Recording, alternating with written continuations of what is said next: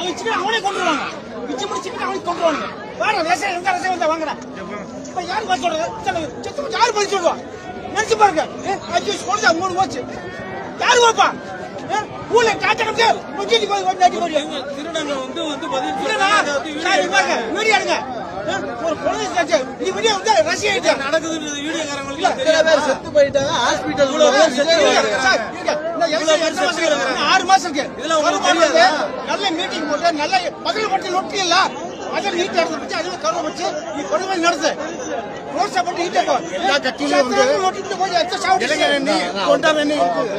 இல்ல இல்ல எல்லா கட்சியிலும் வந்து இளைஞரணி கொண்டாரணி இருக்கு. எல்லா தலைவருக்கும் அவங்க தான் பாக்குறாங்க. ஏன் விஜய்க்கு மட்டும் பாதுகாப்பு வர மாட்டானா? எல்லா கட்சியிலும் தொண்டரணி இளைஞரணி இருக்குது. ஏன் இதுக்கு மட்டும் இல்லையா? ஏன் அவருக்கு வர மாட்டேங்குது தானே? நான் சொல்றேங்க. இது வந்து சோறு அப்படின்னா வந்து விஜய் திட்டமிட்டு வந்ததுங்க. தேவையில்லாம் வந்து பணி வந்து அந்த அரசு நம்பலாம் இருக்குது.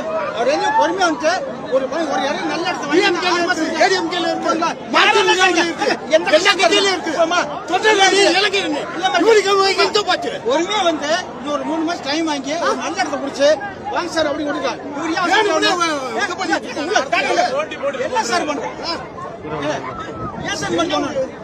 யார் சார் பண்றோம்? பாருங்க இது பாருங்க யாரும் கிடையாதுங்க. இதுக்கு வந்து விஜய் பதில் சொல்லி ஆகணுங்க. ஆமா செத்த குடும்பத்துக்கு அவர் எத்தனை கோடி குடிச்சாகணும்.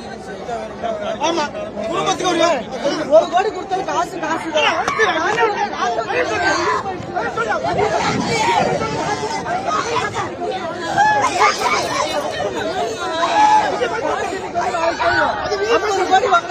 போயிடும். காசு வச்சு என்ன பண்ண போறீங்க?